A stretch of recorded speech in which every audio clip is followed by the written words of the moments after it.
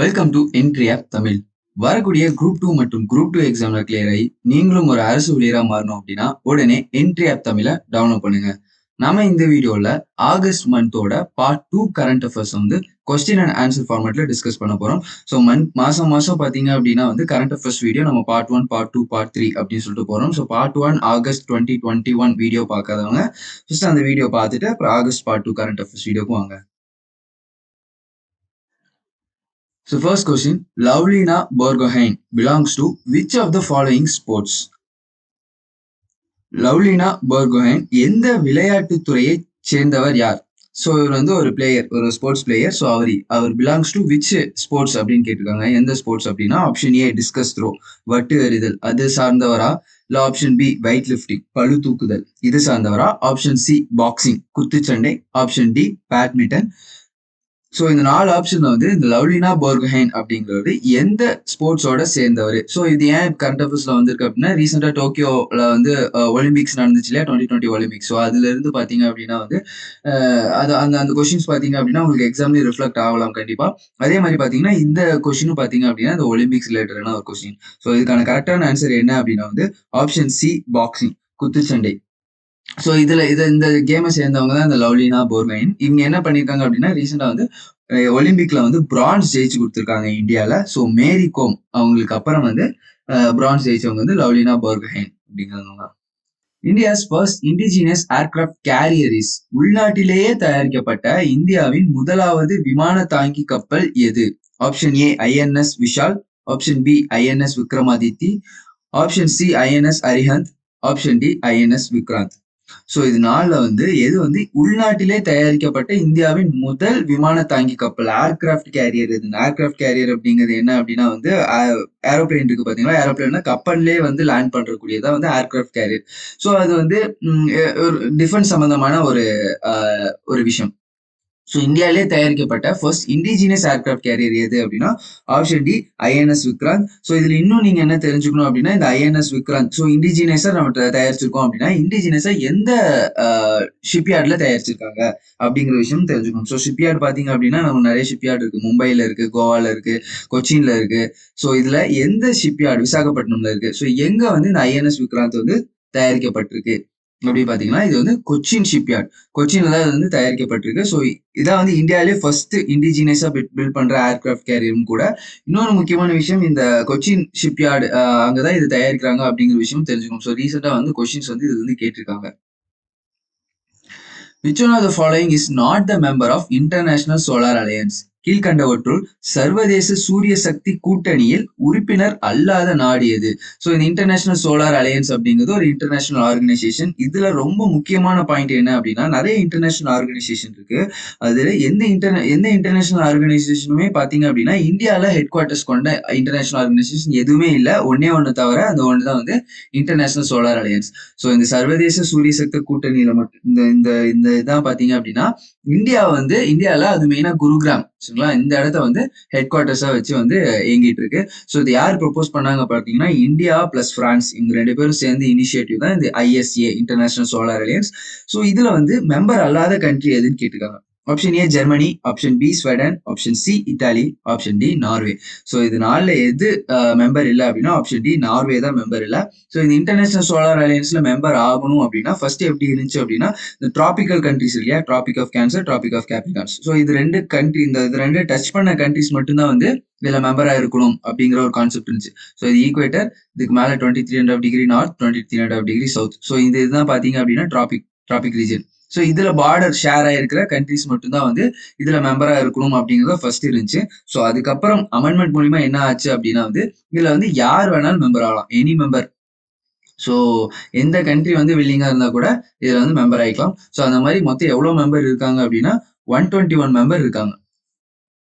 121 countries வந்து இதுல வந்து மெம்பரா இருக்காங்க. இதோட ஹெட் குவார்டர்ஸ் இந்தியால இருக்கக்கூடிய ஹரியானால இருக்கக்கூடிய குருகிராம் அப்படிங்கிற இடத்துல தான் இது ஹெட் குவார்டர் அமைஞ்சிருக்கு. இது யாரோட இனிஷியேட்டிவ் அப்படின்னு கேட்டீங்கன்னா இந்தியா பிளஸ் பிரான்ஸ், இந்த 2 கண்ட்ரியோட இனிஷியேட்டிவ்.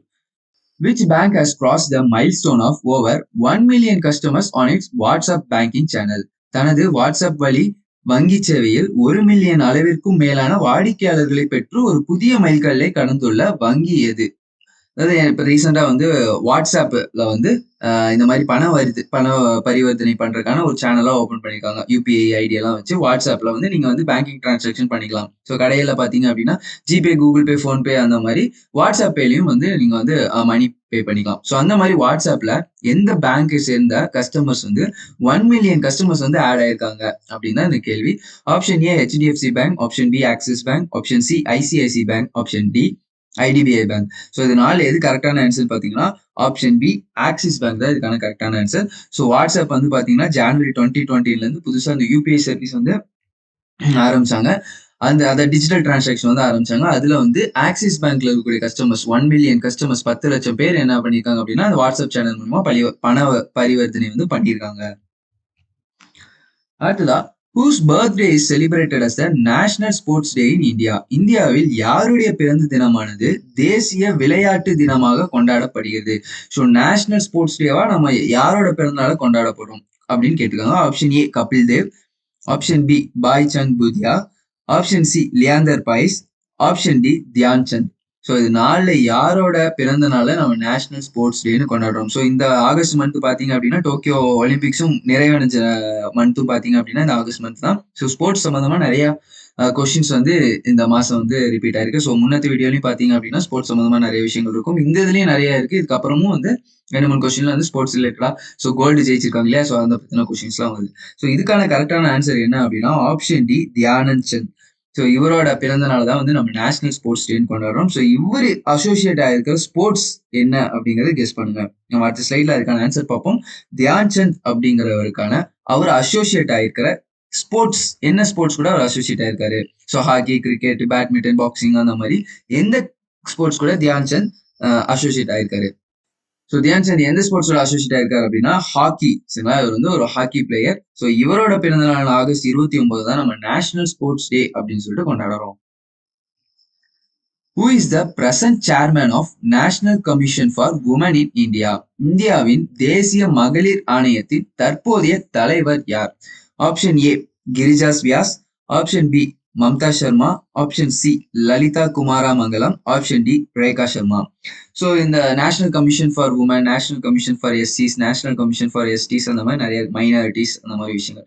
ஸோ இதுல நம்ம என்ன முக்கியமா தெரிஞ்சுக்கணும் அப்படின்னா எதெல்லாம் கான்ஸ்டிடியூஷனல் பாடி, எதெல்லாம் ஸ்டாச்சுட்டரி பாடி அந்த விஷயங்கள் வந்து தெரிஞ்சுக்கணும். ஸோ கான்ஸ்டியூஷனல் பாடி அப்படின்னா அரசியல் அமைப்பிலே வந்து கொடுத்துருப்பாங்க. இந்தியாவோட அரசியல் அமைப்பிலே வந்து ஆர்டிகல் சரத்து மூலியமா வந்து குறிப்பிட்டிருந்தாங்க அப்படின்னா it's and constitutional body. So அதை ஆரம்பிக்கும் போது தான் கொடுக்கணும்னு இல்லை. ஸோ அரசியல் சட்டத்தை திருத்தம் பண்ணி கான்ஸ்டியூஷன் அமெண்ட்மெண்ட் பண்ணி அது சட்டத்துல இன்க்ளூட் பண்ணா கூட அதுவும் வந்து கான்ஸ்டியூஷனல் பாடி தான். ஆனா ஒரு சட்டம் மூலியமா ஒரு ஆக்ட் மூலியமா கொண்டு வந்தாங்க அப்படின்னா வந்து அது வந்து ஸ்டாச்சுட்டரி பாடி. இதான் வந்து கான்ஸ்டியூஷனல் பாடிக்கும் ஸ்டாச்சுட்டரி பாடிக்கும் வித்தியாசம். ஸோ இந்த வகையில இந்த நேஷனல் கமிஷன் ஃபார் உமன் அப்படிங்கிறது ஒரு கான்ஸ்டியூஷனல் பாடியா ஒரு ஸ்டாச்சுட்டரி பாடியா? ஆல்ரெடி அரசியலமைப்புல இருக்கா, இல்ல சட்ட திருத்தம் பண்ணி அரசியலமைப்புல சேர்த்தி இருக்காங்களா, இல்ல ஒரு சட்டம் மூலியமா கொண்டு வந்திருக்காங்களா அப்படின்னு கேட்டோம் அப்படின்னா இது வந்து ஒரு சட்டம் மூலியமா கொண்டு வந்திருக்காங்க, ஒரு ஆக்ட் மூலியமா கொண்டு வந்திருக்காங்க.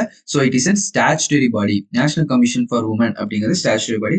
நிறைய நேஷனல் கமிஷன்ஸ் இருக்கு இல்லையா? அந்த நேஷனல் கமிஷன்லாம் பாத்தீங்க அப்படின்னா சேர்மன் ஒரு ஆளை வந்து அப்பாயிண்ட் பண்ணுவாங்க. ஸோ இந்த நேஷனல் கமிஷன் ஃபார் உமன்ல வந்து சேர்மன் யாரா இருக்கணும் அப்படின்னா வந்து அவங்களும் ஒரு பெண்ணா தான் இருக்கும். So SC national commission for SC அதுல யார் சேர்மனா இருக்குன்னா அவங்க வந்து ஷெட்யூல் காஸ்ட் சார்ந்தவங்க தான் வந்து சேர்மனா இருக்க முடியும். ஸோ அந்த மாதிரி இப்ப ரீசெண்டா வந்து இந்த சேர்மன் வந்து புது சேர்மன் வந்து அப்பாயிண்ட் பண்ணிருக்காங்க. அவங்க யாரு அப்படிங்கிறத வந்து கேட்டிருக்காங்க. இதுக்கான ஆன்சர் என்ன அப்படின்னா வந்து ஆப்ஷன் டில வந்து ரேகா சர்மா. இவங்க தான் வந்து தற்போதைய இந்தியாவின் தேசிய மகளிர் ஆணையத்தின் தலைவராக நியமிக்கப்பட்டுள்ளார் ரேகா சர்மா.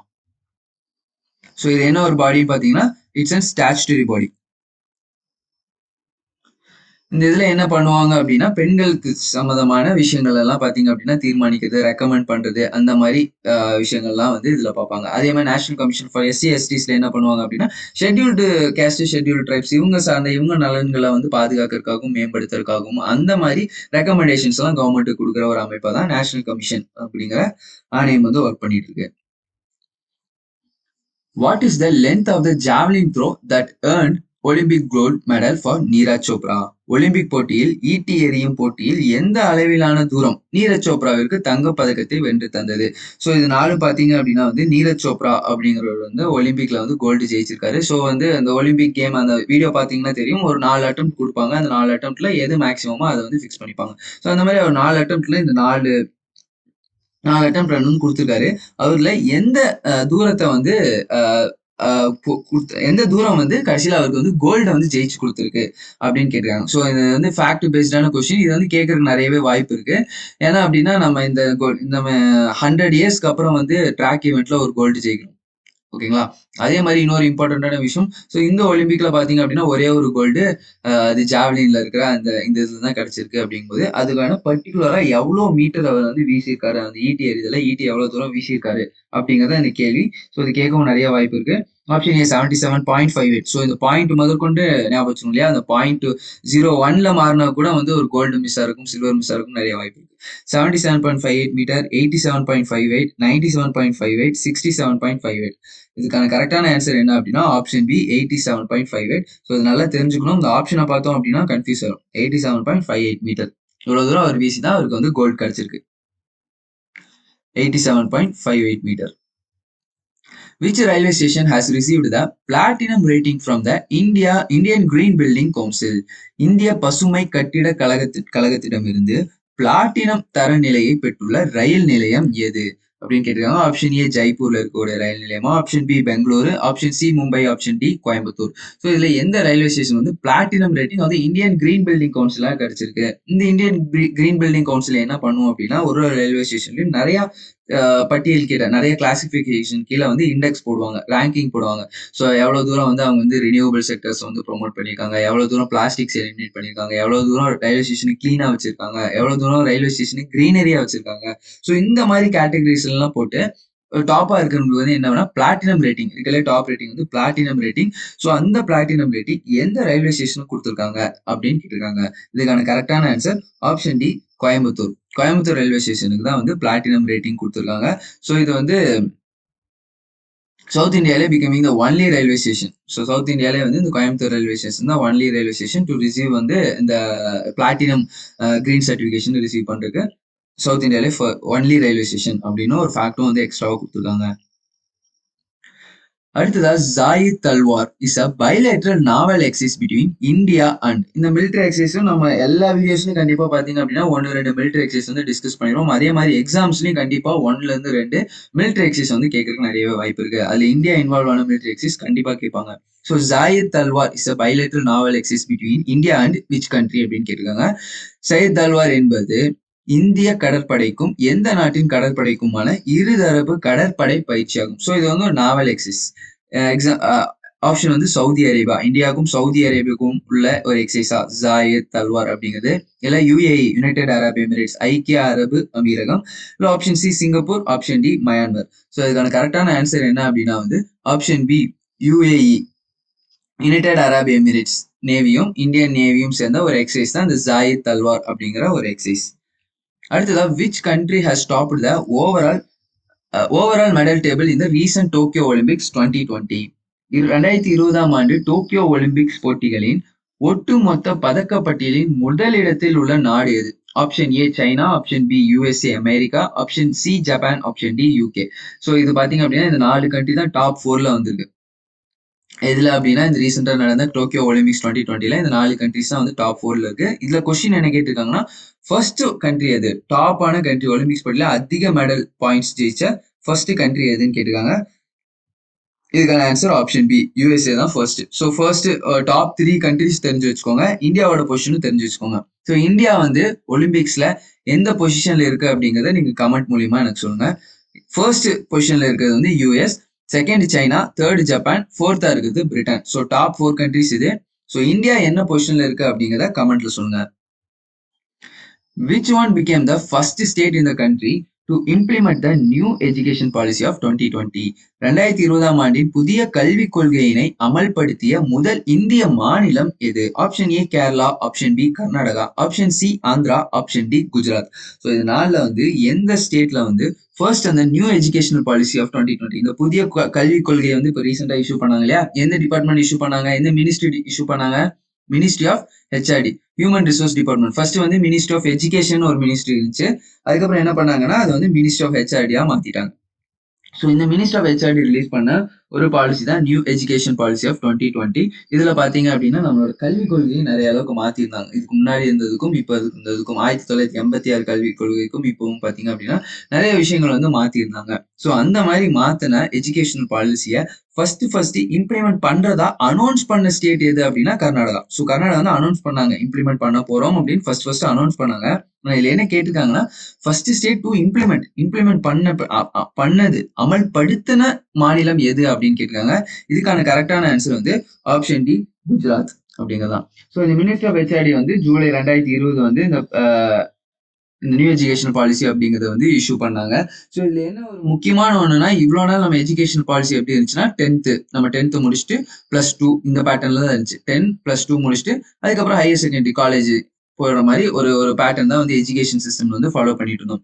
ஆனா இப்போ இது எப்படின்னா ரொம்ப பைஃபர்கேட் பண்ணி பிரைமரி, ஃபவுண்டேஷன், செகண்டரி, டெர்ஷரி அந்த மாதிரி நிறைய பைஃபர்கேட் பண்ணி என்ன மாதிரி ஒரு சிஸ்டம் ஃபாலோ பண்றாங்க அப்படின்னா 3+2+3+3+4 அப்படிங்கிற இந்த மாதிரி ஒரு கான்செப்ட் வந்து ஃபாலோ பண்றாங்க. ஸோ 3 வருஷம் பிரைமரி கல்வி, அதுக்கப்புறம் ஒரு 2 வருஷம். ஸோ இதுல எந்த ஸ்டேஜ்ல வேணாலும் நீங்க வந்து ஒரு ஸ்டேஜ்லயும் வந்து ஒரு ஃபீல்டுக்கு வந்து நீங்க டைவர்ஸ் ஆகும். ஸோ இங்க பாத்தீங்கன்னா 10வது மட்டும் எல்லாரும் ஒரே மாதிரி படிப்பாங்க. +2 +1 +2 போகும்போது குரூப்ஸ் சேஞ்ச் பண்ணுவாங்க இல்லையா? ஸோ அந்த ஸ்டேஜ் தான் இதை வந்து குறிக்கிறாங்க. ஸோ அந்த மாதிரி இப்ப இருக்கிற நியூ எஜுகேஷன் பாலிசியில அந்த ஸ்டேஜ் பீரியட் எங்கெல்லாம் இருக்கும் அப்படின்னா இந்த ஃபர்ஸ்ட் 3 முடிச்சோடனே பாத்தீங்க அப்படின்னா ஸ்டேஜஸ் நிறைய பிரியும். அதே மாதிரி 2, அதுக்கப்புறம் 3 இந்த மாதிரி ஒரு வருஷ காலங்கள் பாத்தீங்க அப்படின்னா ஸ்டேஜஸ் முடியும் மாதிரி இந்த 10+2 சிஸ்டம் வந்து 3+2+3+3+4 அப்படிங்கிற சிஸ்டம் வந்து ரீப்ளேஸ் பண்ணிருக்காங்க அப்படிங்கிறது ஒரு முக்கியமான பாயிண்ட். எதுல அப்படின்னா இந்த நியூ எஜுகேஷன் பாலிசியில. அடுத்ததா which state has the highest elderly population in India now? தற்போது இந்தியாவிலேயே அதிக அளவு முதியோரை கொண்ட மாநிலம் எது? Option A Kerala, option B Tamil Nadu, option C Bihar, option D Uttar Pradesh. So இந்த நாள்ல வந்து எந்த ஸ்டேட்ல வந்து அதிக அளவு முதியோர்கள் இருக்காங்க? ஸோ ஒரு 2011 சென்சஸ்ல இருந்து அந்த டேட்டாஸ்ல இருந்து இப்போ ரீசெண்டா வரைக்கும் பாத்தீங்க அப்படின்னா எப்பவுமே கேரளா வந்து அது வந்து டாப்பா இருக்கு. கேரளால தான் வந்து அதிக முதியோர்கள் வந்து இருக்கக்கூடிய ஒரு மாநிலமா இருக்கு. ஸோ அந்த வகையில இதுக்கான ஆன்சரும் பாத்தீங்க அப்படின்னா ஆப்ஷன் ஏ கேரளா. கேரளால வந்து கிட்டத்தட்ட 12% அவங்களோட பாப்புலேஷன் பாத்தீங்க அப்படின்னா 60 இயர்ஸ்க்கு மேல. ஸோ கேரளா ஃபர்ஸ்ட் அதிக பாப்புலேஷன் வந்து கேரளா முதல் இடத்துல இருக்கு அப்படின்னா 2வது அதிக பாப்புலேஷன் கொண்ட ஒரு ஸ்டேட் எது? என்ன ஸ்டேட் அப்படின்னு பாத்தீங்கன்னா கோவா. இங்கதான் வந்து செகண்ட் மோஸ்ட் பாப்புலஸ் ஏன்னா எல்டர்லி பாப்புலேஷன் ஸ்டேட். அடுத்ததா இந்த 127வது amendment. The 127th amendment bill is related with which of the following? 127வது திருத்த மசோதாவானது கீழ்கண்டவற்றுள் எதனுடன் தொடர்புடையது? ஸோ இதுல வந்து பில் கேட்டிருக்காங்க. ஸோ பில்லுக்கும் ஆக்டுக்கும் நிறையவே வித்தியாசம் இருக்கு. சரிங்களா? எல்லா ஆக்டும் பாத்தீங்க அப்படின்னா பில் ஸ்டேஜ்ல இருந்து ஆக்டா வந்திருக்கும். ஸோ ஒரு மசோதா தீர்மானம் நிறைவேற்றணும். பார்லிமெண்ட்ல பாத்தீங்க அப்படின்னா மேலவை கீழவையில வந்து அந்த மசோதாவை நிறைவேற்றின பின்னாடி தான் தீர்மானம் நிறைவேற்றம் செஞ்ச பின்னாடி தான் அது வந்து பிரசிடென்ட் கிட்ட போகும். பிரசிடென்ட் சைன் பண்ண உடனே அது வந்து ஆக்ட் சட்டமா மாறும். இதான் வந்து அந்த ப்ரொசீஜர். ஸோ அந்த மாதிரி இந்த சட்ட திருத்தம் பண்றதுக்கு ஒரு பில்லை வந்து ப்ரொபோஸ் பண்ணிருக்காங்க. ஸோ அமெண்ட்மெண்ட் பில் அப்படிங்குவாங்க. அந்த அமெண்ட்மெண்ட் பில்லோட ஃபீச்சர்ஸ் எல்லாம் என்ன இருக்கு அப்படின்னு பாருங்க. நிறைய பில்ஸ் இருக்கு. அமெண்ட்மெண்ட் பில், ஆர்டினரி பில், அதே மாதிரி money bill, finance bill. So இதெல்லாம் என்னென்ன டிஃபரன்ஸ் அந்த மாதிரி விஷயங்கள்லாம் வந்து நீங்க ஸ்டாட்டிக்கோட கண்டிப்பா ரிலேட் பண்ணி படிக்கணும். அந்த வகையில 127வது அமெண்ட்மெண்ட் பில் இப்போ ரீசெண்டா வந்து பார்லிமெண்ட்ல வந்து தாக்கல் பண்ணியிருக்காங்க. மசோதா வந்து இது பண்ணியிருக்காங்க. அது வந்து எதுக்கு ரிலேட்டட் ஆனது, எந்த சப்ஜெக்ட்க்கு ரிலேட்டட் ஆனது அப்படிங்கறத இந்த கேள்வி. ஸோ இந்த அமெண்ட்மெண்ட் பில் பாஸ் ஆச்சு அப்படின்னா அது ஒரு ஆக்டா மாறிடும். சரிங்களா? இப்ப இந்த 127th amendment bill 127th amendment ஆக்டா இருக்காது. சரிங்களா? அமெண்ட்மெண்ட் பில் வந்து நிறைய பில் நம்ம பண்ணியிருக்கோம். ஆனா எல்லா பில்லும் ஆக்டா மாறாது. அதனால வந்து பில்லை விட எப்பவுமே ஆக்டோட லென்த் பாத்தீங்கன்னா இது நம்பர் பாத்தீங்கன்னா கம்மியா இருக்கும். ஸோ இந்த 127வது அமெண்ட்மெண்ட் பில் எதுக்கு ரிலேட்டட் ஆனது? Option A OBC list issues, இதர பிற்படுத்தப்பட்ட வகுப்பினர் பிரச்சனை, அந்த சார்ந்த ஒரு பிரச்சனையை தான் இந்த 127th அமெண்ட்மெண்ட் பில்ல வந்து டீல் பண்றாங்களா? இல்ல option B GST refund issues, சரக்கு மற்றும் சேவை வரி பிரச்சனை, ஹைகோர்ட் ஃபார் ஈச் ஸ்டேட், ஒவ்வொரு மாநிலத்திற்குமான உயர் நீதிமன்றம், இல்ல ஆப்ஷன் டி சைமல்டேனியஸ் எலெக்ஷன், ஒருங்கிணைந்த தேர்தல் முறை. இது நாலுல வந்து எதுக்கு ரிலேட்டட் ஆனது? இந்த 127வது சட்ட திருத்தம் அப்படின்னு பாத்தீங்க அப்படின்னா ஆப்ஷன் ஏ ஓபிசி. ஓபிசி லிஸ்ட்டுக்கு ரிலேட்டடாக தான் இந்த 127th அமெண்ட்மெண்ட் ஆக்ட். ஸோ இந்த 127th அமெண்ட்மெண்ட் பில் வந்து பாஸ் ஆச்சு அப்படின்னா இது வந்து ஆக்டா மாறிடும். ஆக்டா மாறிச்சு அப்படின்னா கான்ஸ்டியூஷன் ஆஃப் இந்தியா புத்தகம் இல்ல இந்திய அரசியலமைப்புல வந்து ஒரு ஆர்டிகல் கீழே சரத்து கீழே வந்து இது வந்து குறிப்பிட்டுருவாங்க. ஸோ இன்னொரு முக்கியமான விஷயம், இந்த இந்த ஓபிசி இஷ்யூ பத்தி என்ன அந்த அமெண்ட்மெண்ட் இதுல வந்து சொல்லியிருக்காங்க அப்படின்னா, இவ்வளோ தற்போது வரைக்கும் இப்போ வரைக்கும் வந்து இந்த ஓபிசி இருக்காங்களே அதர் பேக்வர்ட் கேஸ்ட், ஸோ இதுல வந்து யாரெல்லாம் இன்க்ளூட் பண்ணணும் யாரெல்லாம் எக்ஸ்க்ளூட் பண்ணணும் அப்படிங்கறத யார் முடிவு பண்ணிட்டு இருந்தா அப்படின்னா வந்து மத்திய அமைச்சகம் மத்திய சென்ட்ரல் கவர்மெண்ட் தான் வந்து மத்திய அரசாங்கம் தான் வந்து இதை வந்து டிட்டர்மைன் பண்ணிட்டு இருந்தாங்க. ஸோ இந்த ஒன்ஸ் இந்த பில் வந்து பாஸ் ஆச்சு அப்படின்னா இந்த ஓபிசியில் யார் யார் இருக்காங்க அப்படிங்கிறத டிட்டர்மைன் பண்றதுக்கு வந்து ஸ்டேட்டுக்கும் வந்து பவர் கிடைச்சிடும், மாநிலத்துக்கும் வந்து பவர் கிடைச்சிடும். ஸோ அதுக்காக தான் வந்து இந்த பில்லை வந்து பார்லிமெண்ட்ல வந்து மசோதாவை வந்து பாஸ் பண்ணியிருக்காங்க. Al-Mohid Al-Hind 2021 is the joint bilateral naval exercise between India and which country? So Al-Mohid Al-Hind 2021 என்பது இந்தியாவிற்கும் எந்த நாட்டிற்கும் இடையான ஒரு கூட்டு ராணுவ பயிற்சி. ஸோ பாத்தீங்கன்னா இன்னொரு மிலிட்டரி எக்ஸசைஸ் பத்தி கேட்டிருக்காங்க. இதுக்கான ஆன்சர் என்ன அப்படின்னா option A India Saudi Arabia. சரிங்களா, இந்தியா சவுதி அரேபியா இந்த ரெண்டு கண்ட்ரிக்குமான ஒரு பைலேட்டரல் நாவல் எக்ஸசைஸ் தான் Al-Mohid Al-Hind 2021 அப்படிங்கிற ஒரு மிலிட்டரி எக்ஸசைஸ். அடுத்ததாக நம்ம சமச்சீர் புக்ல இருந்து டைரக்டா எடுக்கப்பட்ட ஒரு 5 கொஸ்டின் வந்து ஹிஸ்டரியில இருந்து எடுக்கப்பட்ட ஒரு 5 கொஸ்டின் வந்து டிஸ்கஸ் பண்ண போறோம். Who played the most remarkable work on the Home Rule League in Tamil Nadu? ஓகேங்களா, தமிழ்நாடு தன்னாட்சி இயக்கம் தமிழகத்தில் இருந்து உதயமாக முக்கிய காரணமான பெண் யார் அப்படின்னு கேட்டிருக்காங்க. Who plate the most important remarkable, முக்கியமான பெண் யார் அப்படின்னு கேட்டிருக்காங்க. ஸோ இதுக்கான கரெக்டான ஆன்சர் நிறைய பேருக்கு தெரிஞ்சிருக்கும். ஸோ இந்த ஹோம் ரூல் லீக் மூவ்மெண்ட் அப்படிங்கிறது, இந்த ஹோம் ரூல் லீக் மூவ்மெண்ட் எந்தெந்த 2 தலைவர்களுக்கான அசோசியேட் ஆயிருக்கு அப்படின்னா மேக்ஸிமம் இவங்க 2 பேருக்கு தான் அசோசியேட் ஆயிருக்கு அப்படின்னா, ஒரு தலைவர் வந்து அன்னி பெசன்ட் அம்மையார், அயர்லாந்துல இருந்து வந்த ஒரு ஐரிஷ் லேடி. ஸோ இவங்க பாத்தீங்கன்னா இந்தியாவுக்கு வந்து சுயாட்சி வேணும், செல்ஃப் ரூல் வேணும் அப்படிங்கிற ஒரு கோரிக்கை விட்டுருப்பாங்க. இவங்க கூட சேர்ந்து இந்த ஹோம் ரூல் லீக்ல இன்னொரு முக்கியமான பங்கு வகித்தது யாரு அப்படின்னா திலக், பாலகங்காதர் திலக். ஸோ இவர் பாத்தீங்க அப்படின்னா 1908 வந்து இவர் வந்து அரெஸ்ட் பண்ணுவாங்க. ஸோ 1914 இவர் ரிலீஸ் ஆனவுடனே ஒரு எக்ஸ்ட்ரீமிஸ்டா இருந்தவர். ஸோ ஒரு மாடரேட் ஒர்க்குக்குள்ள என்டர் ஆவாரு. ஸோ அப்பதான் வந்து இவர் ஹோம் ரூல் லீக்ல ஜாயின் பண்ணி காங்கிரஸ் கிட்ட கேட்பாரு, இந்த மாதிரி ஹோம் ரூல் லீக் வந்து காங்கிரஸ்ல ஒரு அங்கமா வச்சுக்கலான்னு. ஸோ காங்கிரஸ் அனுமதிக்காத போது இவங்க தனியாவே வந்து ஹோம் ரூல் லீக் மூவ்மெண்ட் வந்து ஆரம்பிச்சிருவாங்க.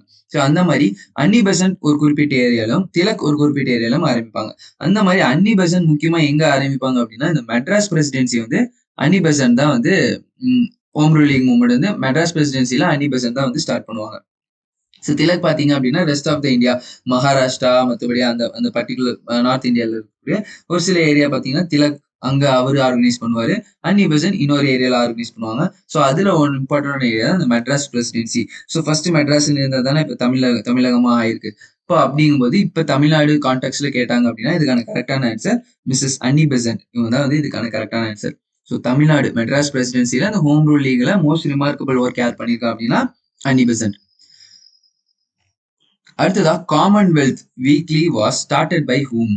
காமன்வெல்த் வார பத்திரிகையை தொடங்கியவர் யார்? ஸோ இது பார்த்தீங்கன்னா ரிப்பீட்டடா டிஎன்பிசியில கேட்கக்கூடிய ஒரு கொஸ்டின்ஸ். நிறைய different group 2, group 1, group 2A, 4 இந்த மாதிரி நிறைய ஃபாரஸ்ட் எக்ஸாம்ஸ் எல்லாத்துலயும் பார்த்தீங்க அப்படின்னா இந்த கொஸ்டின்ஸ் வந்து நிறைய ரிப்பீட்டடா கேட்டிருக்காங்க. இந்த காமன்வெல்த் அப்படிங்கிறது யாரோட பத்திரிகை அப்படின்னா நம்ம முன்னாடி பார்த்த மாதிரியே இவங்க யாரோட பார்த்தீங்கன்னா மிஸ்ஸஸ் அன்னி பெசன்ட் அம்மையாரோட பத்திரிகை தான் இந்த காமன்வெல்த் அப்படிங்கிறது. ஸோ இவங்க இன்னொரு பத்திரிகையும் இருக்கு, காமன்வெல்த் கூட வந்து இன்னொரு பத்திரிகையும் அன்னி பெசன்ட் கூட ரிலேட்டடானது என்ன அப்படின்னா நியூ இந்தியா. சரிங்களா, இதுவும் பாத்தீங்க அப்படின்னா அன்னி பெசன்ட் அம்மையார் ரிலீஸ் பண்ணலாம். இது கூட நீங்க பேரலா இன்னொன்னு என்ன தெரிஞ்சுக்கணும்னா யங் இந்தியா அப்படிங்கிற ஒரு பத்திரிகையும் இருக்கு, யங் இந்தியா. இது யாரு அப்படின்னா வந்து காந்தி, மகாத்மா காந்தியோட பத்திரிகை தான் இந்த யங் இந்தியா. ஸோ நிறைய பேர் வந்து இந்த யங் இந்தியாவுக்கும் நியூ இந்தியாவும் கன்ஃபியூஸ் ஆயிருவாங்க. ஸோ நியூ இந்தியா அப்படிங்கிறது அன்னி பெசன்ட் அம்மையார், ஸோ யங் இந்தியா அப்படிங்கிறது வந்து மகாத்மா காந்தி, காமன்வெல்த் அப்படிங்கிறதும் அன்னி Besant. Name the woman leader who participated in the Neil Statue Satyagraha in Tamil Nadu in 1927. தமிழகத்தில் 1927 ஆண்டு நீல் உருவ சிலை சத்தியாகிரக போராட்டத்தில் கலந்து கொண்ட பெண்மணி தியாகி யாரு அப்படின்னு கேட்டிருக்காங்க. Option A KB Sundarammal, option B Padmasani Ammal, option C Muthulakshmi Reddy, option D Selvi Durgambai. So இதுல வந்து இந்த நீல் ஸ்டாச்சு அப்படிங்கிறது வந்து இந்த கிளர்ச்சிகள் நடக்கும் தமிழ்நாட்டுல வந்து கிளர்ச்சிகள் நடக்கும்போது அந்த கிளர்ச்சியை ஒடுக்குனதுல பாத்தீங்க அப்படின்னா ரொம்ப கொடூரமா ஒரு பிரிட்டிஷ் ஆஃபீஸர் வந்து அந்த கிளர்ச்சியை வந்து ஒடுக்கியிருப்பாரு. அது யாரு அப்படின்னா அதுதான் வந்து அந்த பிரிட்டிஷ் ஆஃபீஸர் பேர் நீல். ஸோ அதை வந்து ஒரு ஸ்டாச்சுவா வந்து பாத்தீங்க அப்படின்னா மெட்ராஸ் மவுண்ட் ரோட்ல வந்து வச்சிருப்பாங்க. ஸோ அதுக்கு எதிராக பாத்தீங்கன்னா 1927 அந்த நீல் ஸ்டாச்சு வந்து அகற்றணும்னு சொல்லிட்டு குரூப் ஆஃப் பீப்புள் சத்தியாகிரகத்துல வந்து ஈடுபட்டாங்க. அப்ப அந்த சத்தியாகிரகத்துல கலந்து கொண்ட பெண் யாரு அப்படிங்கிறத இந்த கொஸ்டின். இதுக்கான கரெக்டான ஆன்சர் ஆப்ஷன் பி பத்மசானி அம்மாள். இவங்க தான் அந்த நீர் ஸ்டாச்சு சத்தியாகிரக போராட்டத்துல வந்து கலந்துக்கிட்டாங்க. ஸோ இவங்களோட போராட்டத்தின் வெளிப்பாடா என்ன பண்ணாங்கன்னா இந்த நீர் ஸ்டாச்சுவை அங்க இருந்து அகற்றி மெட்ராஸ் மியூசியம்க்கு வந்து அதை மாத்தி இப்ப நீங்க அந்த ஸ்டாச்சு பார்க்கணும் அப்படின்னா மெட்ராஸ் மியூசியம் போனா நீர் ஸ்டாச்சு வந்து பார்க்கலாம். அடுத்ததா which woman freedom fighter participated in the Madras salt satyagraha? எந்த விடுதலை போராட்ட பெண்மணி மெட்ராஸ் உப்பு சத்தியாகிரகத்தில் கலந்து கொண்டார்? ஸோ இந்த உப்பு சத்தியாகிரகம் அப்படிங்கிறது வந்து இந்த civil disobedient movement Gandhi launch பண்ணார் இல்லையா? ஸோ அதோட ஆரம்ப புள்ளி வந்து இந்த உப்பு சத்தியாகிரகம் தான் ஆரம்பிச்சாங்க. ஸோ காந்தி என்ன பண்ணுவார் அப்படின்னா குஜராத்ல சபர்மதி ஆசிரம், ஸோ அந்த ஏரியால அவர் வந்து உப்பு சத்தியாகிரகத்தை வந்து தொடங்குவார். ஸோ அப்போ பேரலா பாத்தீங்க அப்படின்னா கேரளால கேலப்பன் தலைமையிலையும் அதே மாதிரி பாத்தீங்கன்னா ஒரு ஏரியாலையும் அஸ்ஸாம்ல பாத்தீங்க அப்படின்னா ஒருத்தவங்களோட தலைமையில இந்த மாதிரி உப்பு சத்தியாகிரகம் போராட்டம் நடக்கும். ஸோ அந்த மாதிரி தமிழ்நாட்டுல வந்து ராஜாஜியோட தலைமையில வந்து திருச்சியில இருந்து வேதாரண்யம் மட்டும் பாத்தீங்க அப்படின்னா வந்து இந்த உப்பு சத்தியாகிரக போராட்டம் வந்து நடக்கும். ஸோ அதுல கலந்து கொண்ட விமன் ஃப்ரீடம் ஃபைட்டர் யாரு அப்படிங்கிறது அந்த question. So option A KB Sundarambal, option B Muthulakshmi Reddy, option C Rukmini Lakshmipathi, option D Padmasani அம்மா.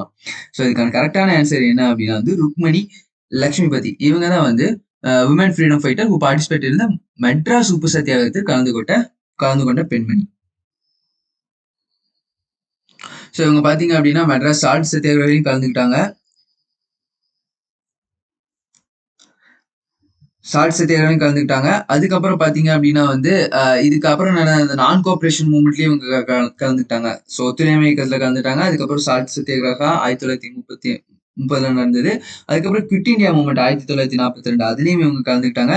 அதே மாதிரி இன்னொரு முக்கியமான பாயிண்ட் இவங்களை பத்தி என்ன அப்படின்னா வந்து first woman minister of Madras பிரசிடென்சின்னு யாரு அப்படின்னா ருக்மணி லக்ஷ்மி பத்தி தான் வந்து ஃபர்ஸ்ட் உமன் மினிஸ்டர். சரிங்களா, மினிஸ்டர் அமைச்சர். அடுத்த செயின்ட் ராமலிங்கனார் கான்செப்ட் ஆஃப் கருணை was based on the concept of. புனித ராமலிங்கரின் கருணை என்ற கோட்பாடு எதனை அடிப்படையாக கொண்டிருந்தது? ஸோ இதெல்லாம் பார்த்தீங்கன்னா ஒரு அனலிட்டிக்கலான கொஸ்டின்ஸ். இந்த மாதிரி கொஸ்டின்ஸ் வந்து நம்ம மாடல் கொஸ்டின் பேப்பர் ரிலீஸ் பண்ணாங்க இல்லையா, அதில் வந்து நிறையவே கேட்டிருக்காங்க. இதுக்கான ஆன்சர் வந்து option A idea of peace இதுவா, ஆப்ஷன் பி சர்வீஸ் சேவை, option C help to others பிறருக்கு உதவுதல், option D the unity of mankind ஆன்மநேய ஒருமைப்பாடு. ஸோ இதுல எந்த கான்செப்டை பேஸ் பண்ணி ராமலிங்கனாரோட கருணை அப்படிங்கிறது வந்து எந்த கான்செப்டை பேஸ் பண்ணுது அப்படின்னு கேட்டிருக்காங்க. இதுக்கான கரெக்டான ஆன்சர் என்ன அப்படின்னா option D unity of mankind ஆன்மநேய ஒருமைப்பாடு அப்படிங்கிறதா இதுக்கான கரெக்டான ஆன்சர். ஸோ தேங்க்யூ ஃபார் வாட்சிங் Entri app. Please subscribe our videos. Thank you.